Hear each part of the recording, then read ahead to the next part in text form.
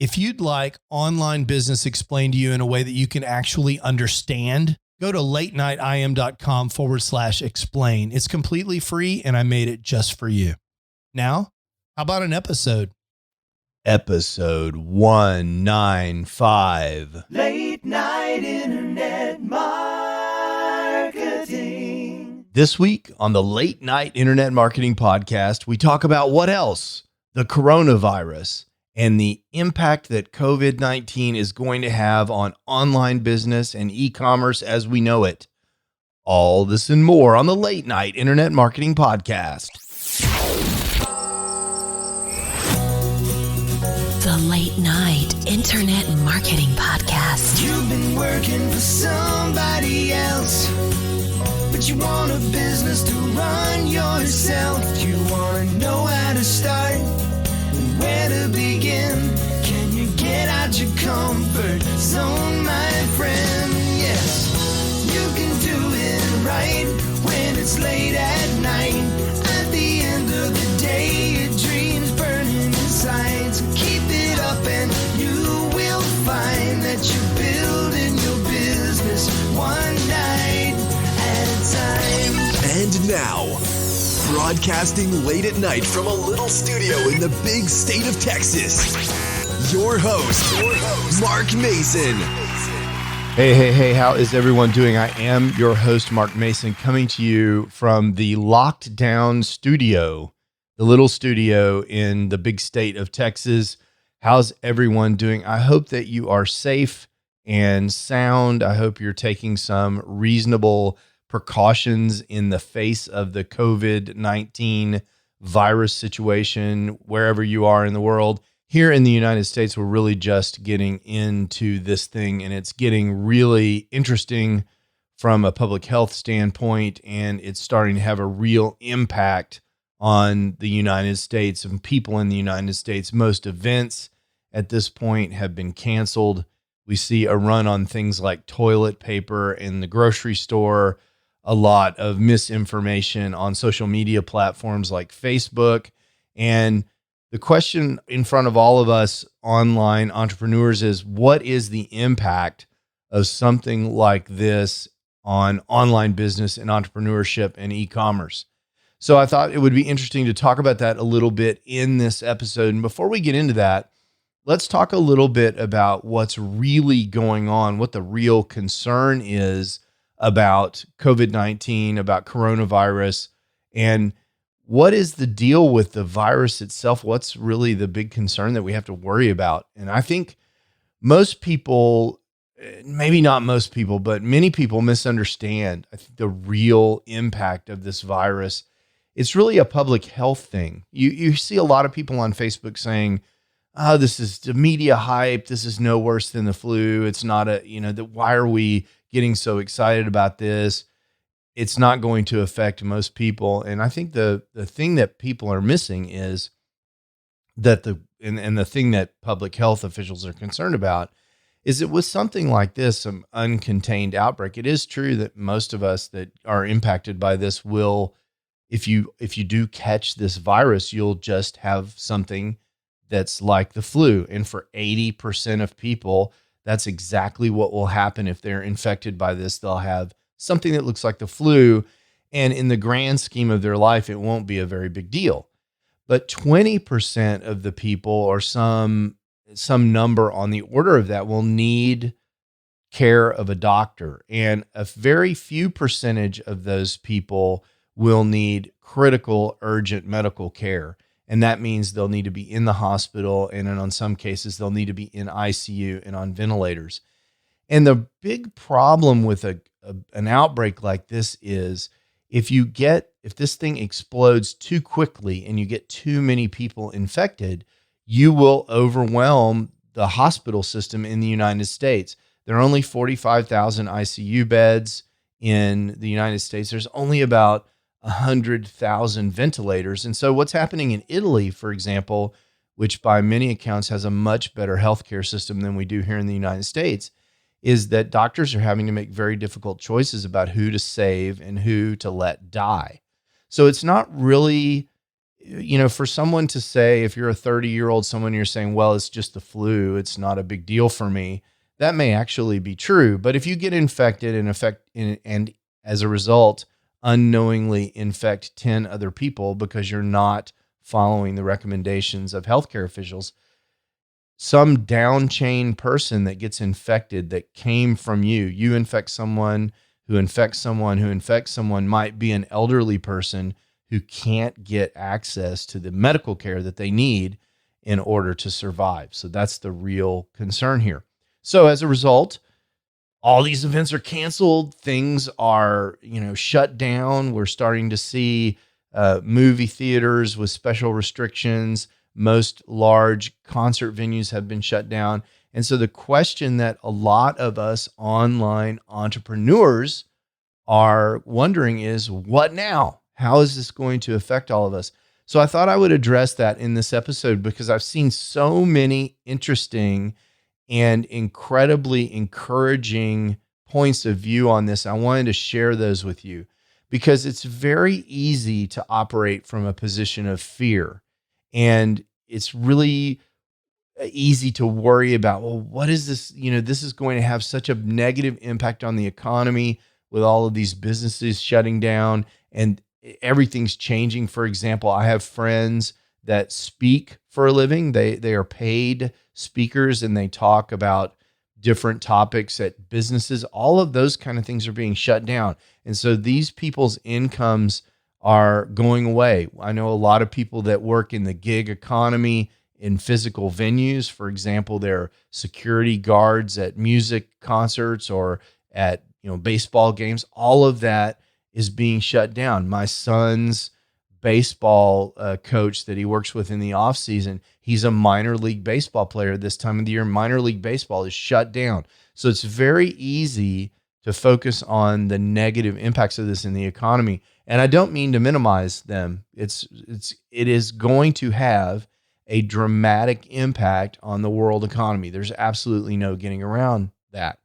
But my friend Cliff Ravenscraft always says, and I think in these kind of situations, this is a more important way to think than ever.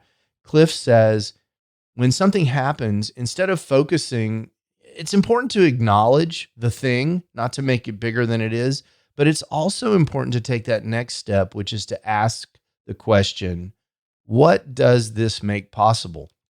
And I've seen so many people, including Cliff, asking the question, what does this make possible? And I'll give you an example from my own personal situation. I am, as you know, working at a Fortune 500 company. I have gotten instructions from my management that my team and I should work from home as much as possible. And actually, that makes my job that I do considerably more difficult, particularly the job of my team, considerably more difficult to work from home. But what does this make possible for me? And actually, it makes a couple of things possible, to be honest with you. The number of times that I'm going to be interrupted by people just walking by in the hallway and sticking their head in my office is going to be significantly reduced because there is no hallway. I'm in my house, and I'm actually going to be a lot more efficient in my day job just due to a lack of interruptions. The other thing that it makes possible as a result of that is more deep work. So I've got a couple of projects that I'm planning on working in my day job that I haven't been able to get to in the coming couple of weeks as I'm trapped at home, working from home, that require an hour or two of focused deep work that I just haven't been able to get to because I'm constantly in this state of interruption in the normal workplace. So I'm looking forward to that, and I'm going to try and make the most of that. Additionally, I expect that because I'm not commuting on Dallas freeways every day for an hour each way or 45 minutes each way, I'm expecting that I'll be able to use that time that I would be spending getting to my day job working on my online business. So I'm actually expecting to get more done on my online business in the coming weeks than I have been able to get done in the past. And I've seen a lot of people do this. Mark Schaefer, who teaches at Rutgers, but is also a highly regarded and much in demand public speaker, was discussing the fact online that all of his speaking engagements essentially have been canceled. And that represents a significant, I would imagine, significant amount of Mark Schaefer's income, because he is a well-renowned public speaker and gets paid handsomely, I suspect, to go have these different speaking gigs. But instead of whining about this and worrying about complaining about things that are completely outside of his control, Mark Schaefer asked the question publicly, what does this make possible? And he actually published a list of the 25 things that he was going to do that were foundational to his business during the time that he wasn't able to go do the thing that he would normally be doing, which is to speak. And all of these things I thought were very interesting, because the list that he gave, which were things like work on his next speech, work on his next book, redo his website, build deeper relationships with clients and other colleagues, lots of stuff that he was going to do over the course of the COVID-19 event, were foundational to his business and would represent an investment that was going to pay him off tremendously in the aftermath of COVID-19. When the economy cranks back up, instead of sitting around and whining, Mark's plan is to actually invest in his business and use the resource that he has now that he never ever seems to have, which is time. He's got some time and he's going to use that. So I challenge you, as you're running around town looking for toilet paper or whatever it is that you're doing in the face of COVID-19, that you ask yourself, what is it that I can be doing? What does this make possible? Channel your inner Cliff Ravenscraft, as I often do, and ask yourself, what does this situation make possible that wouldn't be possible otherwise? You know, there's a couple of things with online business. You can be in an online business that is basically serving information products. We're doing that now, talking on this podcast. I think there will be a lot of people with more time to listen to podcasts. And so I think there is an opportunity for you to create more content that's helpful to people, because there's a possibility that right now, while people aren't working, that they'll be able to spend time listening to your content. So make sure that your audience is getting all the content that they need during this crisis.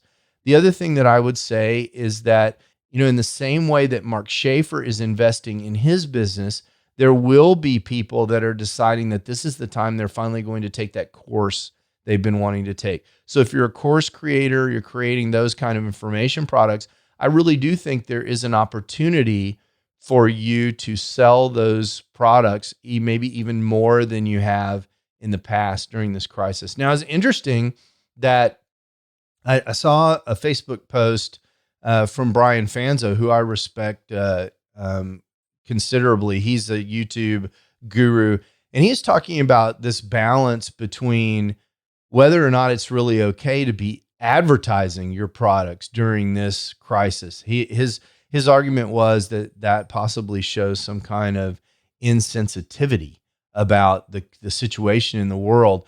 How can you be such a greedy capitalist and taking advantage of this situation, or using bandwidth on the internet or on Facebook to run ads when you could be having an organic conversation about what's going on with COVID-19?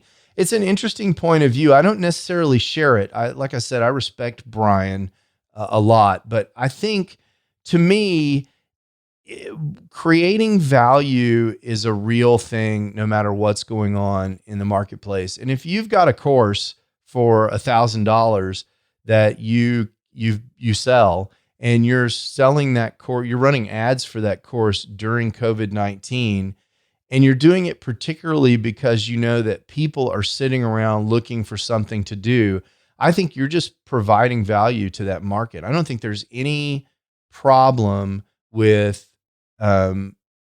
advertising your products the way that you normally have during this crisis, and even extending your ad spend, because you know that your market is out there hungry, sitting around wanting something to do during this situation. I think that's fine. I think you're serving a need, and you're not doing anything wrong there at all. It's interesting because Another choice you might make is you might choose to go buy a truckload of toilet paper and sell it for $50 a roll on Facebook.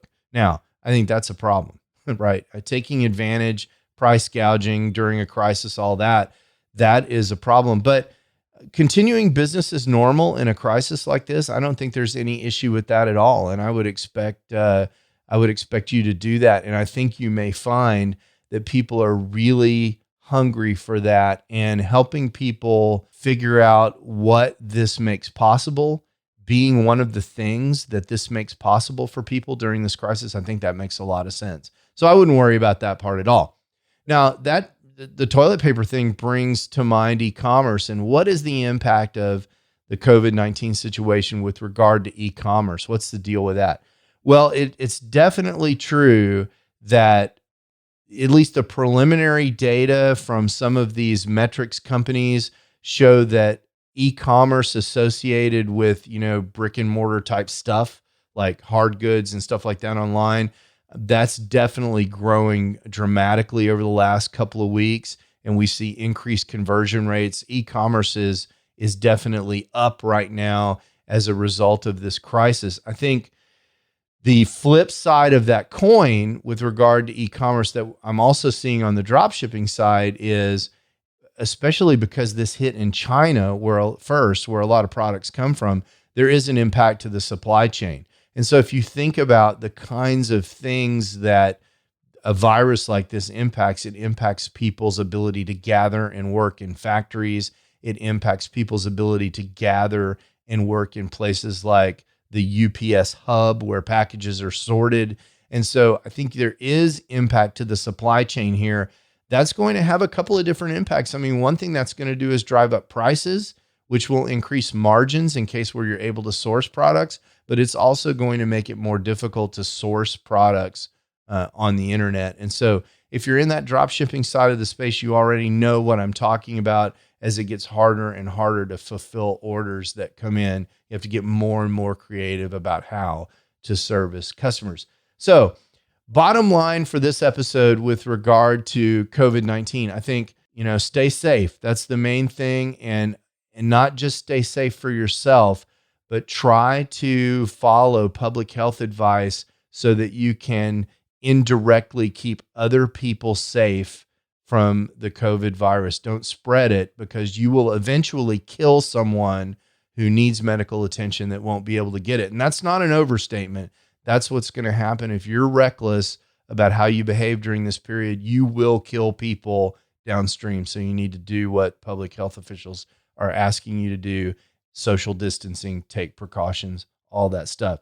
But in this time, don't be gripped by fear. Instead, ask what's possible. What does this make possible during this time that you can do that you wouldn't be able to do otherwise? Particularly things like Mark Schaefer's doing that will pay you big benefits later in 2020 and in 2021 and forward. What can you go do? And how can you help in your online business the people that are trying to see what's possible? How can you help by serving them maybe at even a higher level than you've ever served them before? I think that makes a lot of sense in this crisis. And if you're in e-commerce, absolutely, I think you're going to need to take advantage of the opportunity without gouging people, but be aware that there's going to be some downstream supply chain impacts that we're going to see until China really gets 100% back online. So that's what I've got for you today. I hope you have an absolutely fantastic situation in your life right now. I hope that you're safe. I hope that you've got plenty of toilet paper. I hope everything's going okay for you and your family. Stay healthy, get medical attention when you need it, and just try and stay away from people for another couple of weeks or a month until this passes, and you'll be really glad you did. Ciao. You can do it right when it's late at night. You've been listening to the Late Night Internet Marketing Podcast. Be sure to visit lnimpodcast.com today to leave feedback for Mark. Download special bonus content, access the show notes, and more. See you there. Until then, go and make some great progress on your internet business, one night at a time. Building your business one night at a time.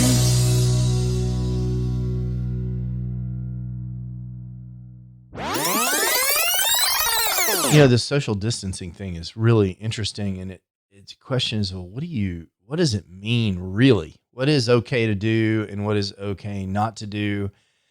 It's a tough question. So obviously you want to stop doing things like getting in really crowded spaces with a lot of people. So you would think that would mean don't go to the movie theater. Although I see that movie theaters in my area have, instead of closing, have decided to stay open, but only sell every other seat. Now, is that effective? I don't know. I'm not an infectious disease expert, but I'm not sure that makes a whole lot of sense for me personally. Interestingly, most indoor and youth sports have been canceled in my area, which means that my baseball team, my 13-year-old baseball team, is mostly on hiatus, but the batting cage is still open, at least for now. And they're undergoing, they're cleaning things a lot more aggressive cleaning procedures. And in addition, my softball team, they're going to go ahead and continue to play adult softball games because it's outside. And generally speaking, people are pretty far apart from each other. We don't draw large crowds. Our softball team is great, but we don't draw like 5 or 10,000 people. We're more like 5 or 10 people. So that's an interesting situation. So I think this will continue to evolve. And my expectation is that as the number of cases of COVID-19 increase in the United States, that we're going to see more and more restrictions. Maybe softball will get canceled, the batting cage will get closed, movie theaters will shut down. But for now, we're in this kind of middle ground. And I think for me, it makes sense to be better safe than sorry, not to be part of the conversation, not to be part of the problem, but to be part of the solution. So the Mason family will be staying in the little studio in Dallas as much as possible over the next several weeks. Ciao. Late night internet marketing.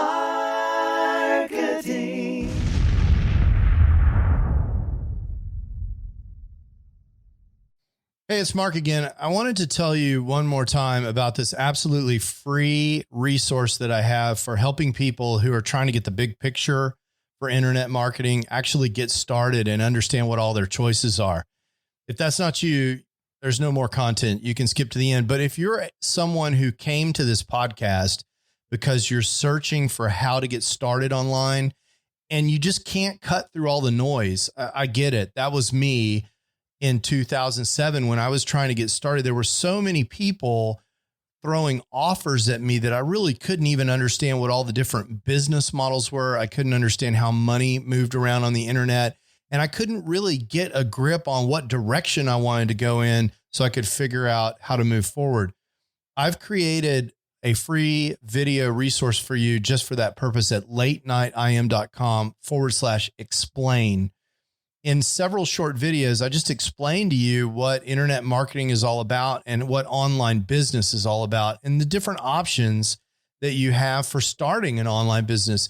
There's nothing to buy there. You just sign up for access and you get the videos just like that.